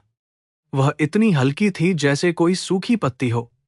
उसे अपने सीने से लगाकर अर्जुन ने महसूस किया कि उसका घर अब वास्तव में शांति निवास बनने जा रहा है। मीरा की वापसी ने उसे असली जीवन का अर्थ समझा दिया था। जैसे ही मीरा को मुख्य कमरे में ले जाया गया, सारा घर फूलों की महक से महक उठा और अगरबत्तियों का धुआं चारों ओर फैल गया। अर्जुन ने एक बड़े आयोजन की घोषणा कर दी थी जिसने पूरे बनारस को हैरत में डाल दिया था। कोई नहीं जानता था कि वह क्या करने वाला है, लेकिन हवाओं में एक रहस्यमयी उत्साह था। इस अध्याय का अंत एक ऐसी आशा के साथ हो रहा था जो आने वाले तूफानों और सत्य की जीत की ओर इशारा कर रहा था। अर्जुन और मीरा का त्याग अब एक होगा। अर्जुन ने तय किया कि वह समाज के सामने मीरा की शुद्धि और सम्मान का एक ऐसा उदाहरण पेश करेगा जिसे कोई भूल नहीं पाएगा। उसने बनारस के प्रतिष्ठित विद्वानों और अपने रिश्तेदारों को निमंत्रित किया ताकि वे इस ऐतिहासिक क्षण के साक्षी बन सकें। उसने महसूस किया कि पति पत्नी का रिश्ता अब संभव नहीं था, क्योंकि उसमें बहुत कड़वाहट आ चुकी थी। लेकिन एक रक्षक और भाई के रूप में वह मीरा को वह स्थान दे सकता था जिसकी वह हकदार थी।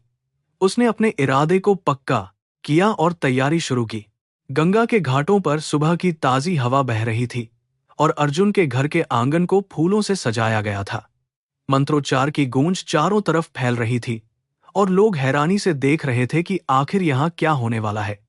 अर्जुन ने रेशमी धोती और सफेद कुर्ता पहना था, जो उसकी सादगी और दृढ़ निश्चय का प्रतीक था। मीरा को एक सुंदर लाल साड़ी में सजाया गया था, जो उसकी पीली त्वचा पर एक अजीब सी चमक बिखेर रही थी। वह बहुत कमजोर थी, लेकिन उसकी आंखों में एक संतोष था। गांव के बुजुर्गों और पंडितों ने सोचा था कि शायद अर्जुन मीरा को फिर से अपनी पत्नी के रूप में स्वीकार करने वाला है। लेकिन जब अर्जुन ने बोलना शुरू किया, तो सबके होश उड़ गए और सन्नाटा छा गया। उसने भारी आवाज में कहा कि समाज ने मीरा को हमेशा गलत समझा है और उसे कलंकित किया है। उसने घोषणा की कि आज से मीरा उसकी पत्नी नहीं, बल्कि उसकी बड़ी बहन के समान है, जिसका वह ताउम्र सम्मान करेगा। यह निर्णय किसी के लिए भी अकल्पनीय और बहुत क्रांतिकारी था। उसने लोगों को बताया कि कैसे मीरा ने अपने परिवार और उसके सम्मान के लिए अपनी खुशियों की बलि दी थी। उसने कहा कि जो त्याग मीरा ने किया है, वह केवल एक पवित्र रूह ही कर सकती है जिसे हम लोग समझ नहीं पाए। अर्जुन की आंखों में सच्चाई और पश्चाताप की झलक थी जो विरोध करने वालों के मुंह बंद कर रही थी। उसने स्पष्ट किया कि वह अब मीरा की गरिमा का रक्षक बनेगा और उसे वह दर्जा देगा जो उसकी मां के बराबर ऊंचा होगा और सब मानेंगे। अर्जुन ने गंगा जल हाथ में लिया और एक प्राचीन संकल्प दोहराया जो आमतौर पर पिता अपनी बेटी के लिए करते हैं। उसने मीरा के सिर पर हाथ रखा और उसे अपना कुल और नाम वापस लौटा दिया, जिससे वह 5 साल पहले वंचित हो गई थी। सुमित्रा देवी भी पास में खड़ी रो रही थी, लेकिन इस बार उनके आंसू नफरत के नहीं, बल्कि गर्व के थे। उन्होंने अपनी बहू को अपनी बेटी के रूप में स्वीकार कर लिया था और उसे प्यार से गले लगाया, जो सबको भावुक कर गया। मीरा की आंखों से बहते हुए आंसू उसके गालों पर चमक रहे थे और उसके चेहरे पर एक अलौकिक शांति छाई हुई थी। उसने कभी नहीं सोचा था कि उसे अपनी जिंदगी के आखिरी दिनों में इतना सम्मान और प्यार मिलेगा जिसे वह खो चुकी थी। उसने अर्जुन की ओर देखा और उसके होंठों पर एक संतोषजनक मुस्कान आई, जैसे उसकी आत्मा को मुक्ति मिल गई हो।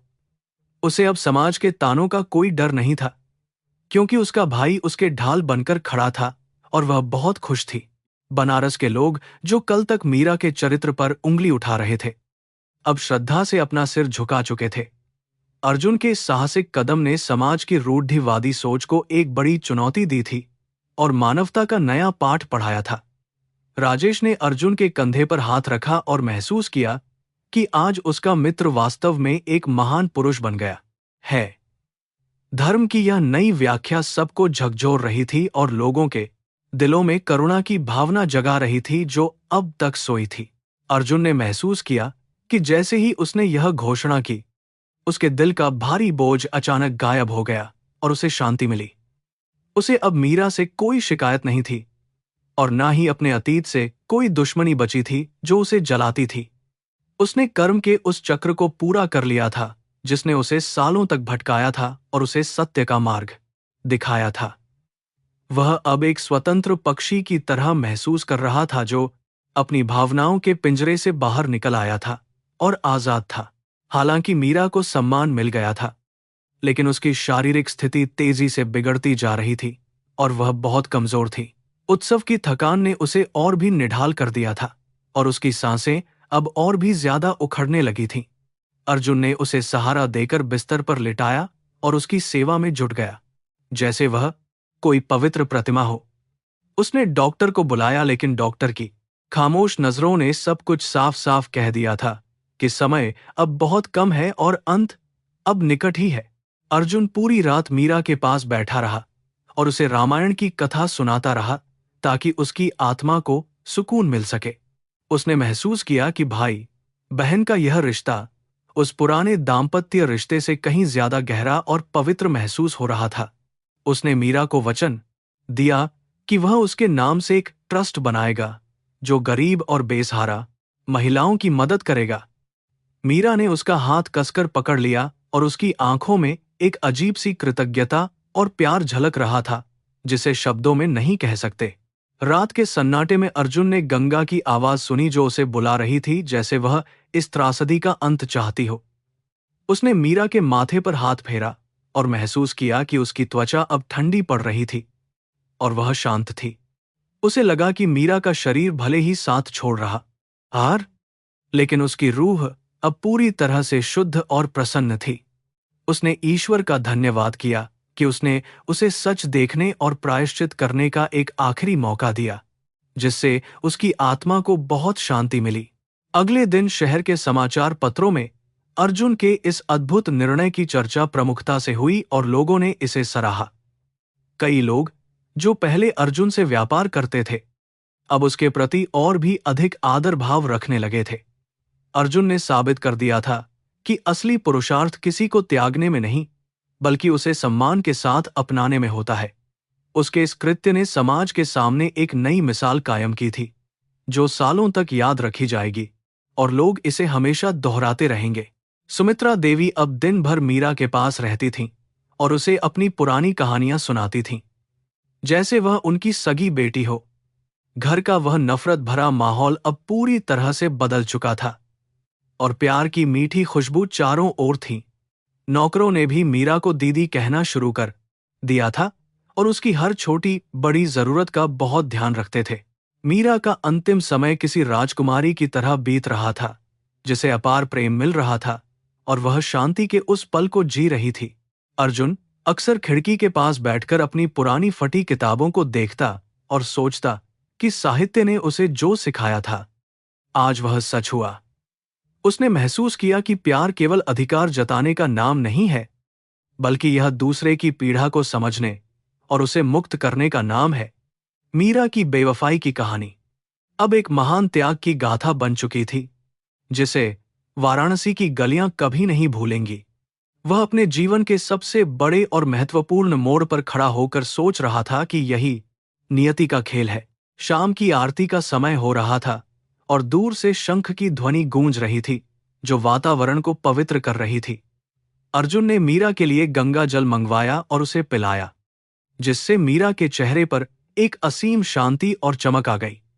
उसने महसूस किया कि अब वह घड़ी आ गई है जब मीरा को इस नश्वर संसार को छोड़कर परलोक सिधारना होगा। उसने अपनी आंखें मूंद लीं और प्रार्थना की कि उसे अगले जन्म में भी ऐसा ही साहस मिले, ताकि वह हर परलोक सिधारना होगा कठिनाई का सामना कर सके। मीरा ने बहुत ही धीमी आवाज में अर्जुन को भैया पुकारा और यह शब्द सुनकर अर्जुन का रोम रोम पुलकित हो उठा।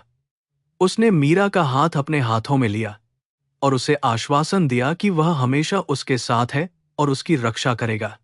उस पल दोनों के बीच का सारा दर्द और कड़वाहट हमेशा के लिए मिट गई और केवल शुद्ध प्रेम बचा। मीरा की सांसें अब बहुत धीमी चल रही थीं और वह गंगा मैया की गोद में जाने को पूरी तरह तैयार थी, जिसे कोई भी अब रोक नहीं सकता था। अर्जुन ने महसूस किया कि इस रस्म ने न केवल मीरा को बल्कि उसे खुद को भी समाज के बंधनों से मुक्त कर दिया था। उसने अब खुद को एक व्यापारी के रूप में नहीं बल्कि एक इंसान के रूप में देखना शुरू कर दिया था, जो दूसरों के लिए जीता है।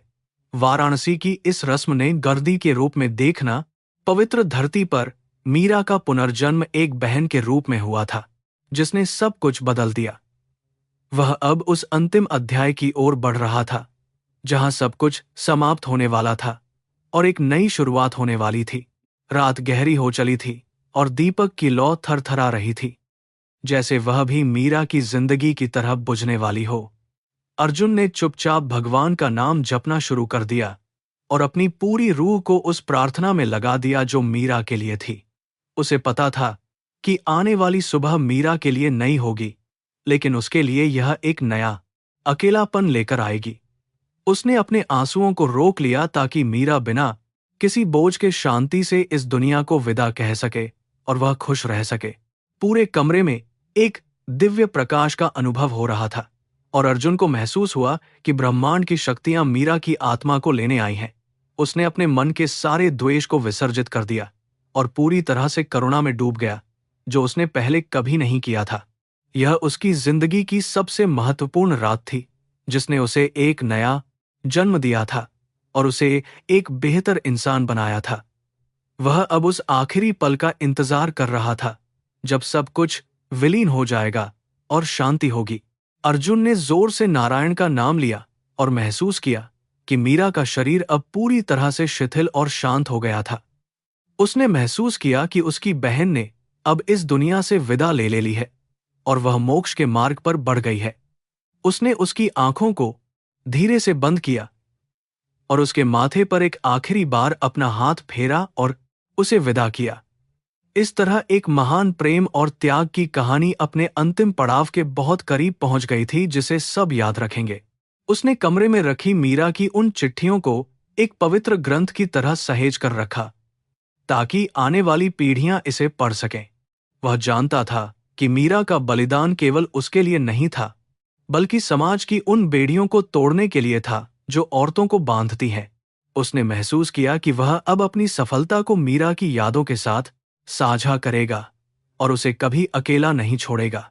उसके जीवन का नया उद्देश्य अब स्पष्ट था और वह उसे पूरी ईमानदारी के साथ पूरा करने के लिए अब तैयार था। बाहर गंगा की लहरें अब भी उसी लय में बह रही थीं, जैसे वे हजारों सालों से बहती आई हैं और गवाह रही हैं। अर्जुन ने अपनी खिड़की से देखा और उसे लगा कि गंगा मैया ने मीरा को अपने आंचल में जगह दे दी है और उसे माफ कर दिया है। हवा में अब एक शीतलता थी, जो अर्जुन के जले हुए मन को राहत दे रही थी और उसे नया जीवन दे रही थी। वह अब उस कल की प्रतीक्षा कर रहा था, जब वह मीरा को उसकी अंतिम यात्रा पर ले जाएगा और विदा करेगा। वाराणसी की सुबह आज कुछ अलग थी, जैसे आकाश भी मीरा की विदाई पर मौन धारण किए हुए था। अर्जुन ने अपनी आंखों के आंसुओं को पोंछा और मीरा के निर्जीव शरीर के पास खड़ा होकर उसे अंतिम बार देखा। उसका चेहरा अब पूरी तरह से शांत था, जैसे सारे दुख और बीमारियां उसे छोड़कर विदा हो गई हों। घर के आंगन में लोगों की भीड़ जमा थी, लेकिन वहां एक अजीब सा सन्नाटा पसरा हुआ था। अर्जुन ने महसूस किया कि उसकी बहन ने अब शांति की गोद में हमेशा के लिए अपनी जगह बना ली है। फूलों से सजी अर्थी को जब अर्जुन ने अपने कांधों पर उठाया, तो उसे मीरा का वजन बहुत हल्का महसूस हुआ। उसे याद आया कि 5 साल पहले जब वह उसे छोड़कर गई थी, तब उसके मन का बोझ कितना भारी था। आज वह उसे अंतिम यात्रा पर ले जा रहा था, लेकिन उसका हृदय करुणा और सम्मान से भरा हुआ था। लोग गलियों में खड़े होकर इस अनोखी यात्रा को देख रहे थे और राम नाम सत्य है के स्वर हवा में गूंज रहे थे। यह दृश्य वाराणसी के इतिहास में अमर होने वाला था। मणिकर्णिका घाट पर जलती हुई चिताओं के बीच अर्जुन ने मीरा को लकड़ी के ढेर पर लिटाया। गंगा की लहरें उसके पैरों को छू रही थीं, जैसे वह अपनी बेटी को विदा करने के लिए खुद आई हो। अर्जुन ने अपने हाथों में जलती हुई मशाल ली और कांपते हुए उसे मुखाग्नि दी। आग की लपटें जब आसमान की ओर उठने लगीं, तो अर्जुन को लगा कि मीरा के सारे कलंक और दुख उस अग्नि में जलकर भस्म हो रहे हैं। वह अब पूरी तरह से शुद्ध और मुक्त होकर परमधाम की ओर प्रस्थान कर रही थी। सुमित्रा देवी घाट के एक कोने में बैठी भगवान का नाम जप रही थीं, और उनकी आंखों से पश्चाताप के आंसू गिर रहे थे। उन्होंने कभी नहीं सोचा था कि वे अपनी बहू को इस तरह विदा करेंगी, जिसे उन्होंने कभी नफरत की नजर से देखा था। आज उन्हें मीरा के त्याग और बलिदान की ऊंचाई का एहसास हो रहा था, जो उनकी सोच से परे था। उन्होंने गंगा मैया से प्रार्थना की कि वे मीरा की आत्मा को शांति प्रदान करें और उसे मोक्ष दें। घाट की हवा में अब एक पवित्र गंध समा गई थी। चिता की राख जब ठंडी हुई, तो अर्जुन ने उसे एक मिट्टी के कलश में सहेज लिया। उसने उस राख को गंगा की पवित्र धारा में प्रवाहित कर दिया और महसूस किया कि मीरा अब उस अनंत जल का हिस्सा बन गई है। वह अब किसी भी सामाजिक बंधन या अपमान से बहुत दूर थी, जहां केवल शांति और प्रकाश था। अर्जुन ने किनारे पर खड़े होकर हाथ जोड़े और मन ही मन वादा किया कि वह मीरा की यादों को कभी धुंधला नहीं होने देगा। उसका हृदय अब प्रतिशोध से मुक्त होकर पूरी तरह निर्मल हो चुका था। घर लौटने पर अर्जुन ने अपने आलीशान बंगले को एक नए रूप में बदलने का निर्णय लिया। उसने अपनी संपत्ति का बड़ा हिस्सा मीरा फाउंडेशन को दान कर दिया, जो अब बेसहारा महिलाओं के लिए एक आश्रय स्थल बनने वाला था। वह अब केवल एक व्यापारी नहीं रहा था, बल्कि एक सेवादार बन गया था, जो दूसरों के आंसू पोंछने में अपनी खुशी ढूंढता था। सुमित्रा देवी ने भी अपना शेष जीवन उसी आश्रम में बिताने का फैसला किया, ताकि वे मीरा के त्याग का कर्ज उतार सकें। पूरा परिवार अब मानवता की सेवा में समर्पित था। समय बीतता गया और अर्जुन के चेहरे पर उम्र की लकीरें गहरी होती गईं, लेकिन उसकी आंखों की चमक कभी कम नहीं हुई। वह हर शाम घाट पर जाकर बैठता और गंगा की लहरों से बातें करता, जैसे मीरा कहीं वहीं छिपी हो। उसने कभी दूसरी शादी नहीं की, क्योंकि उसके लिए मीरा का वह बहन वाला रिश्ता ही सबसे बड़ी पूंजी बन गया था। वह अब दुनिया की नजरों में एक संत की तरह था, जिसने नफरत को प्यार और करुणा में बदलकर एक महान मिसाल कायम की थी। उसकी कहानी सबको प्रेरित करती रही। वाराणसी की गलियों में आज भी उस व्यापारी की कहानी सुनाई जाती है, जिसने अपनी बेवफा पत्नी को बहन का दर्जा देकर उसे सम्मान दिलाया। लोग कहते हैं कि मीरा के बलिदान और अर्जुन के प्रायश्चित ने गंगा की लहरों को और भी अधिक पवित्र बना दिया है। कर्म का वह चक्र जो विनाश से शुरू हुआ था, आज मोक्ष और शांति पर आकर समाप्त हुआ। अर्जुन ने सिखाया कि माफी ही सबसे बड़ा हथियार है, जो किसी भी घाव को भर सकता है और इंसान को ईश्वर के करीब ले जा सकता है। उसकी रूह अब बहुत शांत थी। अंततः अर्जुन ने अपने जीवन के आखिरी पलों में महसूस किया कि प्रेम कभी मरता नहीं है, वह बस अपना रूप बदल लेता है। मीरा की उन पुरानी चिट्ठियों को उसने एक वसीयत के रूप में समाज के लिए छोड़ दिया, ताकि हर कोई त्याग का असली मतलब समझ सके। जब उसने अपनी आखिरी सांस ली, तो उसके होंठों पर एक मुस्कान थी और उसके कान में मीरा की वही आवाज गूंज रही थी, जो उसे भैया पुकार रही थी। वाराणसी की उस मिट्टी में अर्जुन और मीरा का नाम हमेशा के लिए अमर हो गया, जो मानवता की एक श्रेष्ठ गाथा थी। गंगा की रेत पर आज भी सन्नाटा है, लेकिन वह सन्नाटा अब उदास नहीं है, बल्कि उसमें एक गहरी शांति और संतोष का भाव है। अर्जुन ने जो किया, वह कोई साधारण मनुष्य नहीं कर सकता था। उसने समाज के कड़वे नियमों को तोड़कर आत्मा की पुकार को सुना था। मीरा की वापसी ने उसे नष्ट नहीं किया, बल्कि उसे एक नया और बेहतर जीवन दिया, जो सार्थक और परोपकारी था। यही भारतीय संस्कृति की महानता है, जहां कर्म, करुणा और क्षमा मिलकर एक नया इतिहास लिखते हैं, जिसे युगों तक याद रखा जाता है। सूरज ढल रहा था और आरती की घंटियां बज रही थीं, लेकिन अर्जुन का घर अब अंधकार में नहीं था। वह सेवा की रोशनी से जगमगा रहा था। मीरा के नाम पर बनी उस धर्मशाला में अब सैकड़ों पीड़ित स्त्रियां अपनी गरिमा वापस पा रही थीं। अर्जुन ने अपनी दौलत का सही अर्थ समझ लिया था, जो केवल दूसरों की खुशी के लिए इस्तेमाल होनी चाहिए। उसने महसूस किया कि मीरा का आना कोई संयोग नहीं था, बल्कि उसे जीवन के असली उद्देश्य से मिलाने की एक ईश्वरीय योजना थी, जिसे उसने पूरा किया था और उसे जिया था। गंगा मां की लहरें अब भी उसी वेग से बह रही हैं, और उनके किनारे की हर ईंट अर्जुन और मीरा के इस महान त्याग की गवाह है, जो लोग कभी पत्थर मारते थे वे अब श्रद्धा से फूल चढ़ाते हैं, क्योंकि सत्य की चमक को कोई भी अंधेरा कभी नहीं दबा सकता। प्रेम की यह यात्रा, जो आंसुओं से शुरू हुई थी, अब मोक्ष की प्राप्ति पर आकर रुक गई है। अर्जुन की रूह ने अब चैन पा लिया था, और वह उस अनंत की ओर बढ़ गया था, जहां केवल सत्य का वास होता है और शांति होती है और सब कुछ पूर्ण होता है। काशी के घाटों पर जलने वाली वह चिता आज भी एक संदेश देती है कि इंसान अपने कर्मों से बड़ा होता है, अपनी दौलत से नहीं। अर्जुन ने अपना सब कुछ खोकर भी वह पा लिया था, जो बहुत कम लोगों को नसीब होता है, एक शुद्ध हृदय और निस्वार्थ प्रेम की शक्ति। मीरा की कहानी खत्म नहीं हुई। वह हर उस व्यक्ति के दिल में जिंदा रहेगी जो किसी को माफ करने की हिम्मत रखता है। इस तरह एक दुखद शुरुआत का अंत एक बहुत ही सुंदर और प्रेरणादायक मोड़ पर हुआ, जो अमर गाथा बन गई। अर्जुन के जीवन का अंतिम अध्याय अब समाप्त हो चुका था, लेकिन उसकी विरासत बनारस के कण कण में रची बसी थी, जो सबको रास्ता दिखाती रहेगी। वह जो कभी केवल स्वयं के सुख की खोज में था, अब समस्त संसार के कल्याण का प्रतीक बन गया था।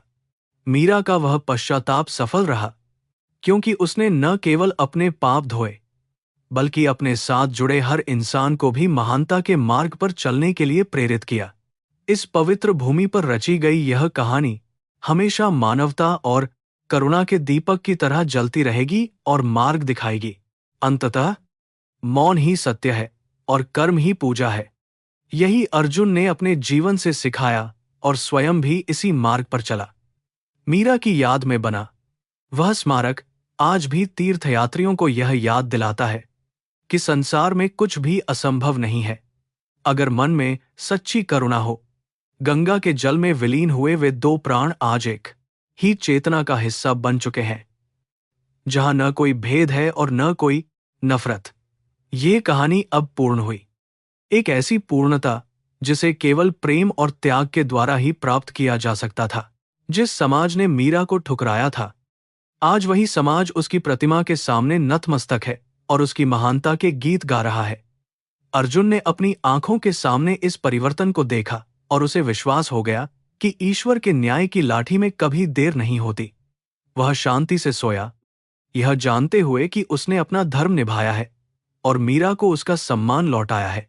बनारस की रातें अब और भी ज्यादा शांत और रहस्यमयी थीं, जैसे वे किसी नए कल की प्रतीक्षा कर रही हों जो बहुत सुंदर होगा।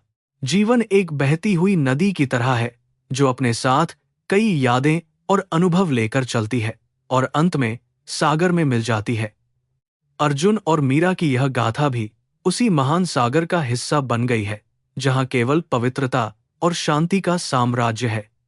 नफरत के कांटों से शुरू हुआ यह सफर फूलों की सुगंध पर आकर समाप्त हुआ, जिसने पूरी दुनिया को क्षमा का महत्व समझाया। अब केवल सन्नाटा है, पर वह सन्नाटा बहुत कुछ कहता है, जिसे केवल एक साफ दिल वाला इंसान ही सुन सकता है और समझ सकता है। अर्जुन के उत्तराधिकारियों ने भी उसी परंपरा को जारी रखा, और शांति निवास कभी भी अहंकार का महल नहीं बना, बल्कि पीड़ितों का सहारा रहा। मीरा की वे फटी हुई चिट्ठियां अब एक पुस्तकालय में सुरक्षित थीं, जहां लोग आकर निस्वार्थ प्रेम की शिक्षा लेते थे। हर साल गंगा की लहरों पर दीपदान किया जाता था, ताकि उनकी रूह को हमेशा प्रकाश मिलता रहे। यह कहानी एक ऐसे महान मोड़ पर समाप्त हुई, जहां केवल मानवीय मूल्यों की जय जयकार थी और बुराई का पूरी तरह से अंत हो चुका था और शांति थी। इस तरह वाराणसी की पवित्र रेत पर पश्चाताप की एक अद्भुत दास्तां लिखी गई, जिसने पत्थर दिलों को भी मोम की तरह पिघला दिया। अर्जुन का वह निर्णय, जो किसी ने सोचा नहीं था, आज मानवता की सबसे बड़ी जीत मानी जाती है। मीरा की रूह ने जो मुक्ति पाई थी, वह केवल अर्जुन की करुणा की वजह से ही संभव हो सकी थी। अब कथा का समापन होता है, एक ऐसी शांति के साथ जो हमेशा के लिए इस पवित्र शहर की हवाओं में घुली रहेगी और लोगों को प्रेम और दया का सही मार्ग दिखाएगी। अंतिम प्रार्थना के साथ अर्जुन ने अपनी आंखें मूंद लीं और महसूस किया कि वह अब अपनी मीरा के पास जा रहा है, जहां कोई समाज नहीं होगा। वह दुनिया जहां केवल आत्माओं का मिलन होता है और जहां कोई दुख या छल नहीं होता, उसका इंतजार कर रही थी। गंगा की लहरें उसे अपने साथ ले जाने के लिए तैयार थीं और आसमान से फूलों की वर्षा हो रही थी।